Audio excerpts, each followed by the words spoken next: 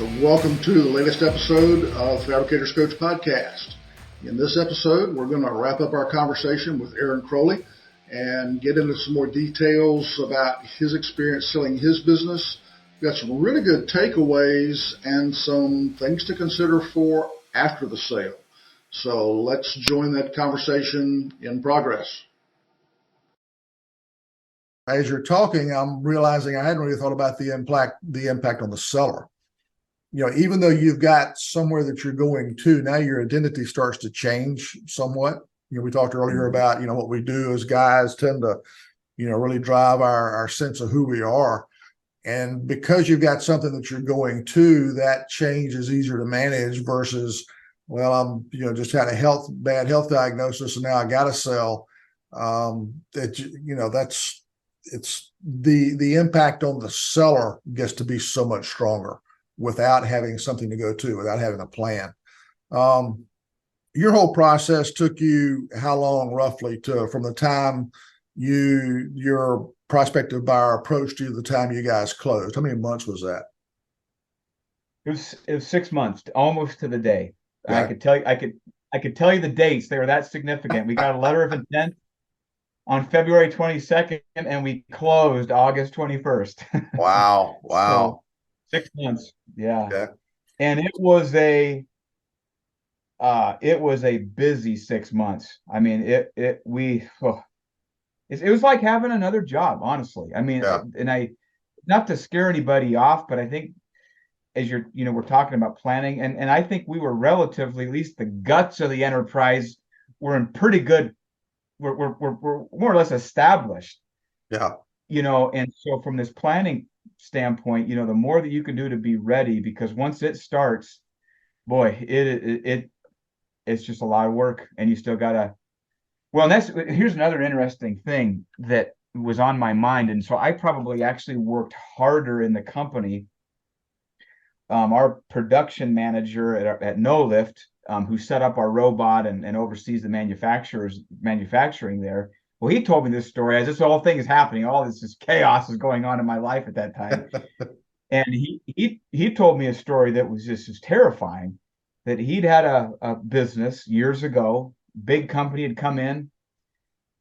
I'll never forget this. I can see the picture in my mind. So they went through the whole thing, and he'd run this business, and he was ready for a change, and they backed out at the last minute. And mentally, I mean, the moment you get this letter of intent, your life literally changes, because all of a sudden now you are in a mentally, you've already sold the company mentally.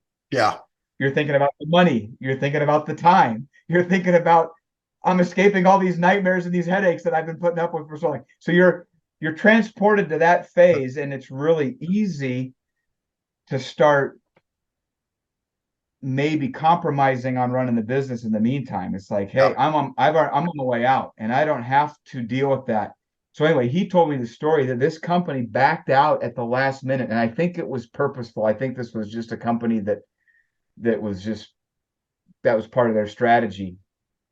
And it was so devastating to him, because he was that far down the process mentally, Yeah. that they literally had to help him to his truck to leave for work. He was so disoriented that he was already so far down the road with selling the company. When that fell through, it was a shock of just like, and he warned me, and he said, the temptation is going to be for you to start slacking off, and that will kill your business if the buyer, for whatever reason, can't go through with the business. If you've let your business deteriorate in the meantime, and mentally you're already checked out, and then all of a sudden you got to come back in and run a business that you let slide. And so he admonished me, do not. And so I committed. I said this many times to myself, and I said this many times to other people that were involved in the transaction. I am mentally going. I took the position that however long this business sale takes, I am going to run the countertop business as though my life depends upon it. I am just committing at the outset because if it does fall through, I still got to run the business, and I'd rather it be Yeah. in a decent, shape. And I talked to another guy that had, or I was told, who'd had 3 transactions on his Fab Shop fall through. Wow. 3 buyers for whatever reason. I don't know what the circumstances were, and I was just like, wow, that would be stressful. And and I guess to close the loop on that rabbit trail, it was even I worked even harder in the business to make sure that it was in a really healthy state at the point of which it sold or didn't sell, in addition to having to do all the work that was required to sell the business. And so it was a tough 6 months. It is an exhausting 6 months. I can imagine it was well, I saw a little bit of that stress. We had some group text going on to could kind of cheer you on and hopefully That's help right. you out a little bit there. I remember a few of those were back, so I'm definitely remember it being pretty stressful for you. Wow, thank you for that reminder. I should express my gratitude one more time. Thank you for being a part of that group that kept me sane during that season. I'd forgotten about that. Yeah, it's Oh, a tough thing to go through. And part of what I'm thinking about as you're talking is you had the 6 months of the super intense time of gathering documents, trying to keep everybody from finding out what's going on, then making the announcement, still keeping your head in the business so that in case things don't work out, you're still there and still present. I'm thinking about the Fab Shop owner that's listening to this, and he's saying, okay, if I take what they're talking about, say net profit, I do a multiple of say 3 just to start off somewhere. The business that I think is worth about 5 million is actually worth maybe a half a million, or 600,000, something like that, less than a million.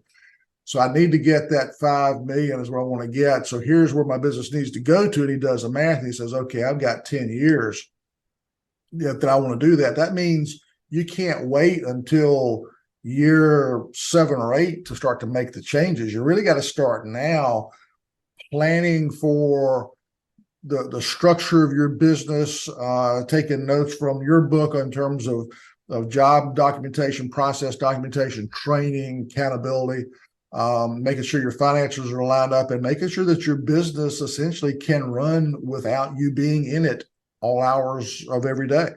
And so that's really a start today kind of mentality to say, all right, if you really want to achieve this exit strategy, if you want to get out of this business at some point and take a bunch of cash with you, a few suitcases full with you, then this is a thought process you got to have.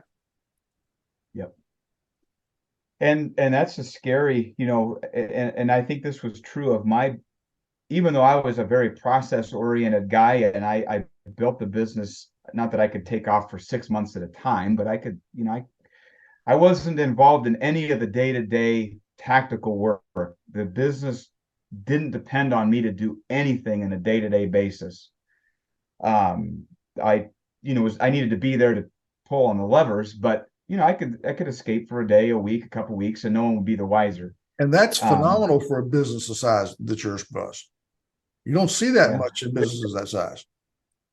Yeah, but even with that being said, I had still hit my threshold. Um, I don't looking back, and I don't know if I was as aware of this then as I am now. Um, the business, if you track the business's growth, the business had grown to my level of competency. I had got it there, and I was still like, how do I get? I didn't know how. I was doing the best I could, which I think was decent. But if it was like, hey, Aaron, you got to take this $3 million business to get it to 10 million, um, I I would have not known what the next step was to get it there, honestly. Yeah. I was already doing everything I knew to do, and I basically hit that threshold. And that was part of my rationale to the employees. Is like, we got to get somebody else in here who can get this to the next level, because clearly we've been sort of at this ceiling for a while. And I so I think the role that, doing that on your own, if you're at your limit, how do you grow beyond that? And Yeah. you and I both, it's no secret that we promote and value coaching and consulting and bringing in outside, expertise with people who are familiar with that process and what that roadmap looks like, I would have absolutely had to have somebody step in there and say, here's the roadmap. Now let's get started, because this ain't going to happen overnight. And Yeah. part of that was my own personal limitations. And a lot of it was just understanding how to run a business at the next level, which I was not familiar with. Yeah. And part of that too is when you're at that stage in business size, trying to carve out even an hour a day to work on the business is a real challenge. And so, having somebody that helps you take those small baby steps in that process to where you start building some good habits, helps you with the your own accountability for getting that done, and then coaches you on how to use that time well, is part of why, having, both of us having owned and run our own businesses, we understand how lonely it is on that island of business ownership. Having somebody come in and help you talk through a few things is just invaluable. Yeah. Oh man, I've probably mentioned my business coach that I've had for 5 or 6 years, well, since 2000, and he was an informal coach when I couldn't afford him, and then it was official in, I think, 2017. So how many years that's been? What, 6 years? Yeah. Long before we started selling the business. He was. I would have not survived that experience without that, without him filling that role of, Aaron, calm down. Things aren't. What was it? There was one. I could still see it in my mind driving into work, and I was almost hysterical.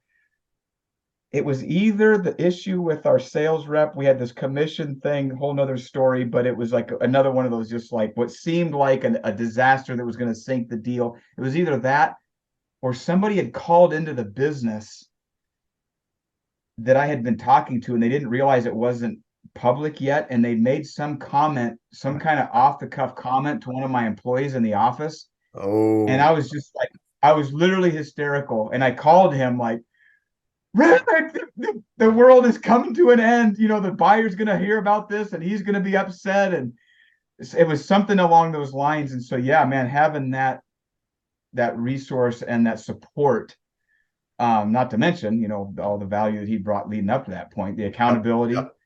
having a objective, rational, composed, somebody who was detached enough from the process to be able to keep us cool and kind of talk me back off the ledge. And it's going to be okay, Aaron. And with things that seemed like catastrophic to me, he's like, I think this is going to be okay. Just take a deep breath. We'll get through this too. It's going to happen. Yeah, I mean, the value of that is just, yeah. If anybody that's listening to this right now, if you don't have a coach or a consultant that you are regularly, you are missing massive opportunity to enhance your business. It will pay for itself 5, 10x over and over and over again. I can't even imagine trying to be in business without that accountability, without that support, without that encouragement, without the knowledge, just the intellectual capital that's shared. I don't want to offend anybody, but if you don't have a coach, man, you are severely limiting your future and your present. Oh yeah, definitely. And I think, to try to kind of tie that into what we've been talking about, we think about takeaways from this whole discussion. If somebody's thinking about, all right, one day I'm going to intentionally stop doing this business and go do something else, whether it's retirement or another business or whatever, then one of the takeaways is put together a plan. And when you put together a plan, you probably need somebody to help you put that plan together. And whether it's a business coach or a broker or an attorney friend who's got experience in mergers and acquisitions, having somebody to help talk you through that is certainly worthwhile. But also, if you think, all right, when I want to sell this, I think I can get X for the business that works, and you put a time frame on that, there's a whole lot of prep. I think another takeaway is the time frame for getting ready to sell the business really starts today, even if you're thinking 10, 20 years out, because there's so much to do inside the business. Having, you had a guy walk up and buy your business, offer to buy your business, And I would imagine he probably knew a little bit about your business and reputation. And my suspicion is that he probably had a pretty good understanding of how well you had structured it, how well documented a lot of things were, even though they weren't quite where you'd like for them to be, they were a lot better than most fab shops. And to me, that doesn't impact just profitability and the multiple. It also impacts something that's hard to measure, which is the ease of the sale. If you look at the fact that somebody wants to buy cash flow, wants to buy a business they can run, at a distance or as an absentee owner. Clearly that the business is structured, obviously, and the documentation is clear that demonstrates that that's the case, makes it much easier for the buyer to say yes. Whereas if there's all these other things where every time we turn around, we got to go ask Aaron for an answer to this question, then if there's any question about anything else, that makes everything just look that much worse, because then the buyer's not as comfortable with what do I got to do day to day to keep this thing running. So I think that preparation for sale starts with an objective, starts with a plan, and really starts today putting all that together.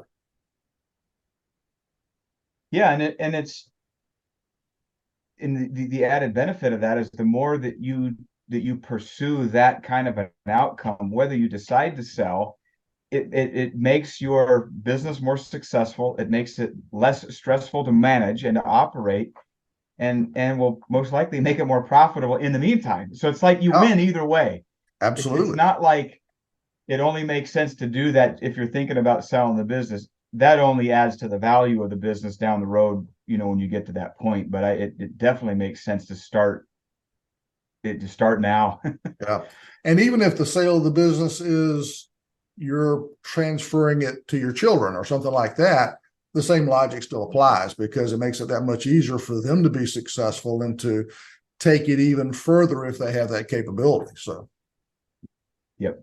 Yeah, definitely. For sure. Any other closing thoughts on this whole process? I know we've taken a huge amount of time, and I really do appreciate it. Anything you want to wrap up with, Aaron? Yeah, and I mean, I know I've sold one company, so that does not make me an expert. I don't want to come off as like I know what to do. I had one unique experience. I think I learned a lot from it, and I think it's valuable to hear someone's experience. But just looking back, one of the interesting things I had heard, I went to an ISFA roundtable, and at that particular event, they brought in a business broker, and he did a really fascinating presentation. I had never heard a presentation from someone whose business was selling businesses. And so I thought about that for, I don't know, 6 months to a year, whatever it was. And I thought, what do I got to lose? And so I was not like, hey, I need to go sell my business. I just thought, I'm going to pick up the phone and call this guy. And what do I got to lose by getting a valuation done? And I learned a lot. I learned a ton from the process. It was very thorough. I mean, it was very thorough. And he was kind of disappointed when I was like, weird thing, man, you did this valuation, and basically buyer just walked in.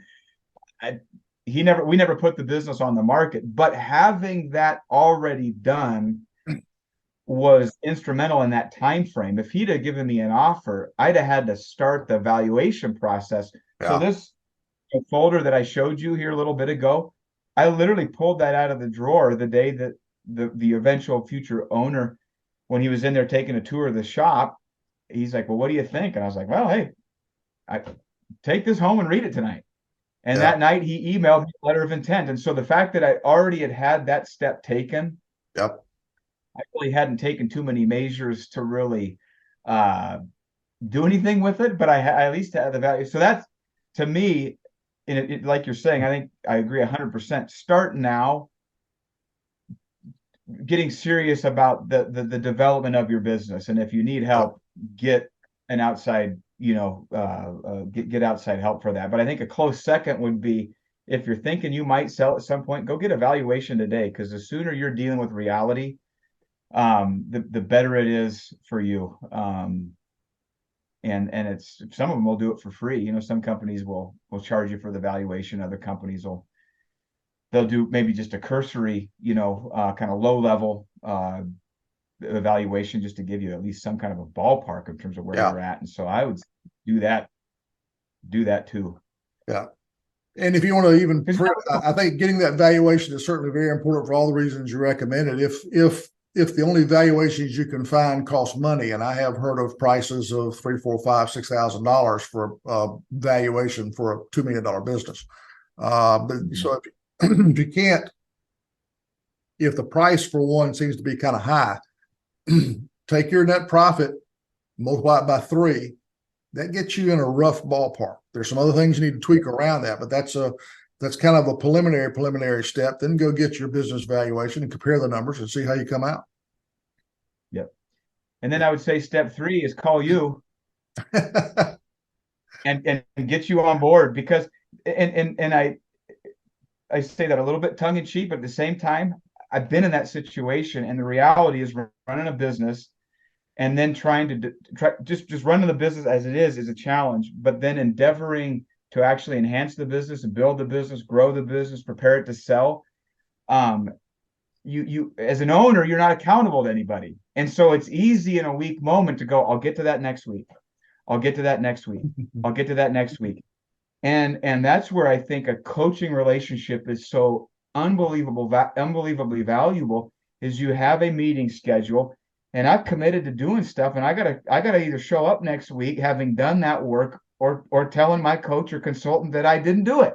And that, at the end of the day, let's just say you do that for 6 months or a year, simply with that alone, the accountability of doing what you said you would do is going to advance your business light years ahead of where it would have otherwise been. It's just, that's just human nature. So I say that and we're chuckling about it, but I'm absolutely dead serious that if you're serious about improving your business, the best investment you can possibly make is hiring you, hiring Ed to fill that role. And so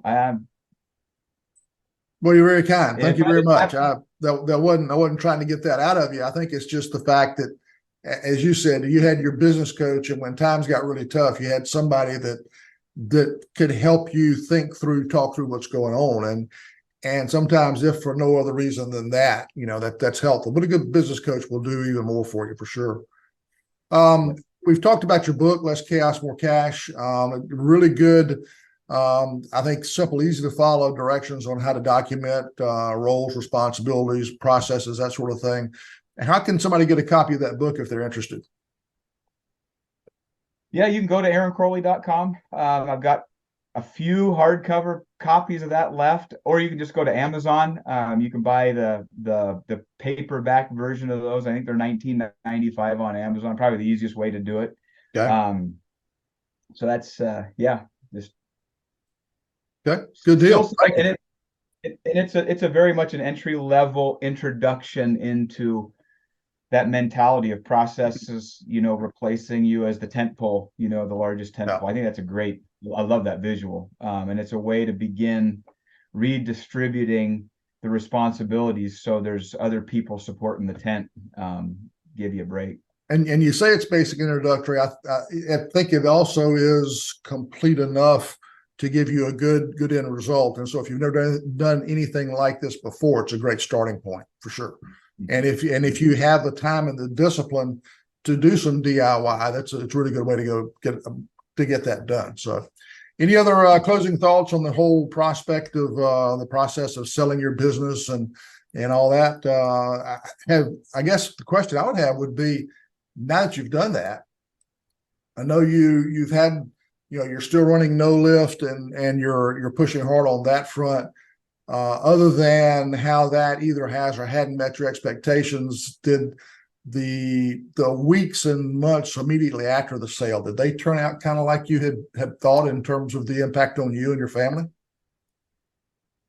Yeah, it's kind of funny. I didn't build any time off into that at all. We sold that. We walked out of the escrow office. I think it was a Thursday, if I remember that correctly.